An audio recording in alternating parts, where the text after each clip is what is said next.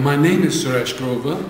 I am the director of the monitoring group, which was established 30 years ago, working with victims of race and religious and domestic violence. We work with them to provide them support so they can reclaim their dignity, which they lose as a result of being marginalized and stigmatized. And we also ensure that they are given access to their rights, both nominal human rights and civil rights. And we try and change through casework and through campaigning as an advocacy agency, legislation, policy and practice positively, which enhances victims' rights, specifically those suffering hate crimes. And we run media and public campaigns so members of society or the general public can get involved in that process as well. What is the main problem in your work? At this present moment? Yes. I think the main problems firstly are to do with the successes we have. As an organization, we've been involved in a number of public judicial inquiries resulting from murders that have been racially motivated, and these public judicial inquiries have resulted in recommendation on how the police, the prison service and the care services like the social services should respond professionally and efficiently without prejudice to victims of those crimes. And substantial changes have been made in legislation to make sure they become more effective and responsive to BME needs, that's Black Minority Community Ethnic Needs. The Race Relations Act, for example, in the UK was changed in 2000 to ensure that the police force also complied with non-discriminatory policies, both in terms of employment and service delivery, and had a positive duty to promote good relations. We've made changes in the legislation to do with double jeopardy that has been the mainstay of English legal system for the last 500 years, where if you were found not guilty of a murder charge, you could never be charged again. But the changes have been made on very specific grounds where people can be charged if there is new DNA information and evidence, as well as self-confession. So as a result, 2 people are now being charged with the murder of Stephen Lawrence Case, who was killed in 1993, almost 20 years ago.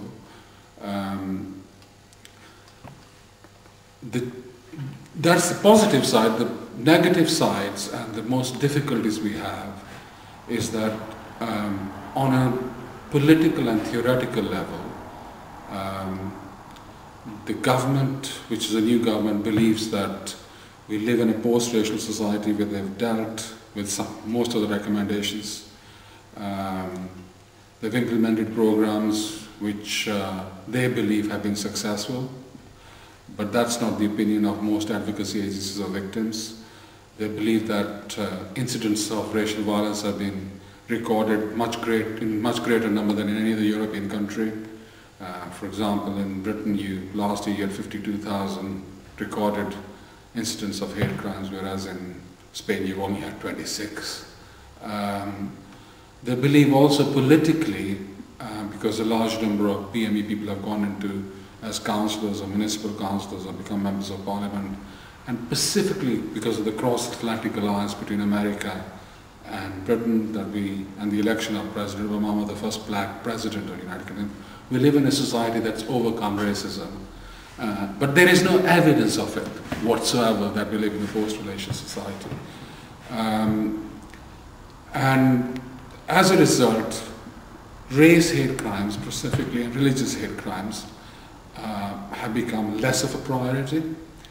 The agenda on race has gone out of the window. It's no longer as a priority. And because of the London bombings in 2005 and the whole notion of terrorism, the government has blamed the existence of multiculturalism for communities of different color and nationalities not integrating to British values, etc. But it doesn't define what British values are. I mean, British people, whether they're white or black, for example, may not be supportive of the Queen. But if BME people say they're not supportive of the royal family, it's seen as not part of Britain. The issue of multiculturalism is linked to the issue of security of the country, and terrorism and the targeting of Muslim communities specifically, and saturation policies which have resulted in mass arrests of young people, some not involved in the process, but actually against the process of what happened in 2005, have been arrested, kept arbitrarily in detention. The stop and search provisions have been used extensively on the Asian community, whether you're Muslim or not. And out of 4,000 people who may be stopped and searched in a month, not more than 3 people will ever be charged with that offense. So it's an intelligence gathering mechanism which results in discriminatory policies against specifically minority communities. I think the government also has stigmatized through its policies, legislation, and pronouncements in press, asylum seekers and undocumented workers in the UK. It believes that the problem of race relations and riots are to do with the increase in immigration. So and it doesn't see racism as a big problem. And that applies not only to people of different color, but also from Europeans coming from Eastern Europe, Poland, Russia, Latvia, Estonia, Lithuania, or people from the Schengen countries who are allowed to work as students, etc., suffering very serious acts of violence against them because they are different and they speak a different language. Although in appearance they may even be more fairer and more blonder than the perpetrators themselves.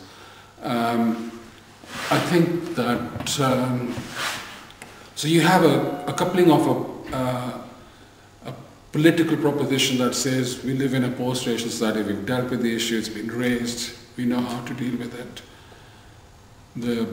The coupling with the whole terror stuff and stigmatizing of the Muslim community, and then marginalization and criminalization of asylum seeker community and undocumented stuff.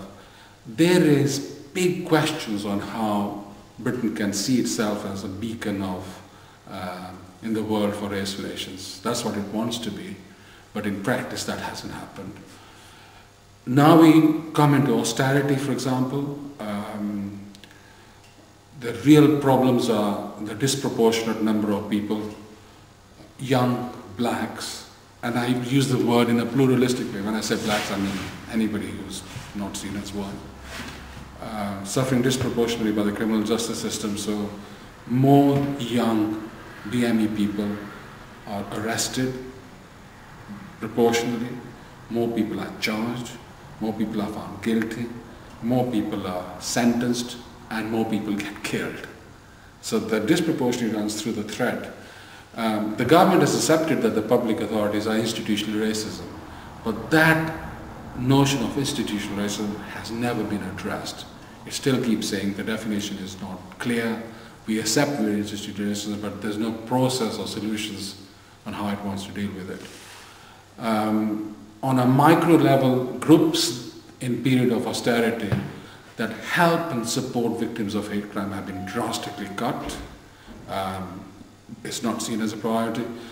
So although the figures are going up nationally, there is less support and actually less educational work with communities that may commit these acts of violence. One of the central themes that we've been developing is that you obviously have to charge people if they commit criminal offenses which are serious and they need to be punished. But the preventative notions are very important, and you can only do that through the educational system when people are young. It's not about brainwashing, it's about developing notions of multiculturalism, how we live together, about knowing what spaces we have, about identities and what's common between them. I mean, youth culture, whether you're white or black in Britain, is really about black music or new forms of music. How we look at that in a way, but more young people are dissatisfied because of austerity measures in terms of going into colleges. The fees have been cut.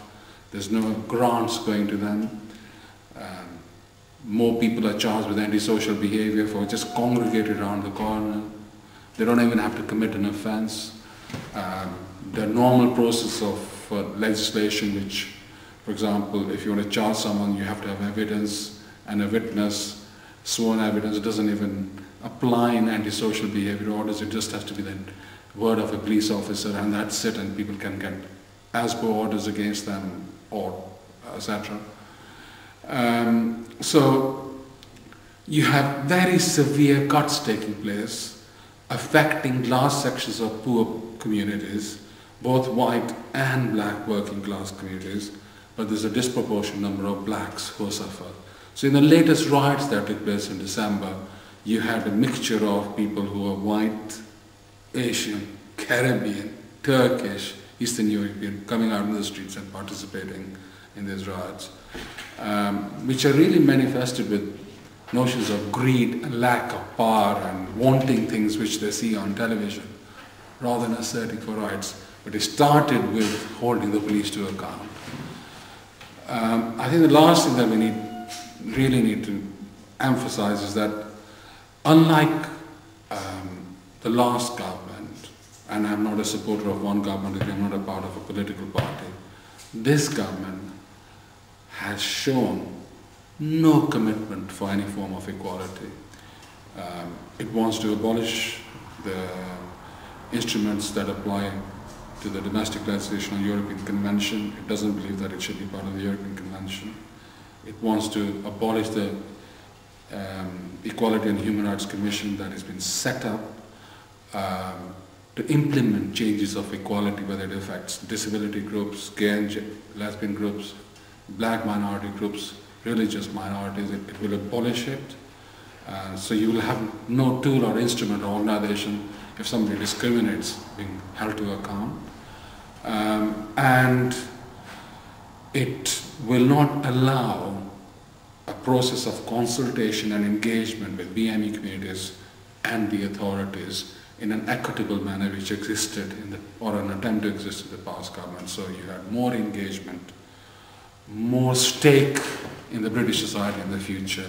All that is gone. So you have the political idea of a post-racial society, attack on multiculturalism, more into cinema and integration, but it doesn't tell you what the British values are. I see myself as British as a white person who's been in the country as I love things about Britain, but I also don't like things about Britain, which a lot of people also don't like. We have shared values on that basis. I'm opposed to violence. I don't believe in terrorist solutions, but I do believe that people have the right to hold governments to account and take them to court for war crimes if their leaders are responsible for it. I don't want my country to go to war unnecessarily. I don't want my country to invade countries unnecessarily. I don't think Britain is under attack from a different country. It doesn't have a nuclear threat. I think that we have to create a new tradition in the British society which enhances notions of democracy, but genuine notions of democracy and participation democracy, rather than theocratic notions of democracy. I mean, in the British Constitution, for example, the head of the state cannot be head of state if he is not Protestant or she is not a Protestant. Still allows that feature to take place. On an economic basis, you have the economic recession and therefore cuts against black groups, work on racial violence and hate crimes, and abolition of any accountable structures that exist. And on a social basis, you'll have a generation of young people who do not have the same political accountable format that I have when I was growing up. Although I was stabbed by skinheads, I wanted to engage in the political process. They feel disfranchised, and the reactions are much more violent than my own reactions. Although I've been involved in defending my communities against insurgents, skinheads, etc.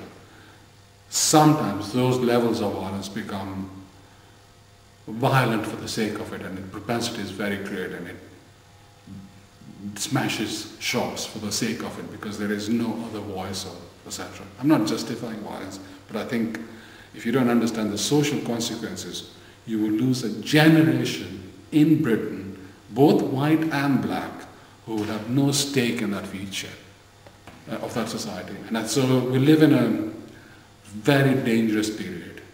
There's an abdication on the British government in terms of its rights to minorities. There's a danger of marginalizing communities, and where the human rights legislation itself in its discourse and discussion is under threat. Very, very, very vulnerable period.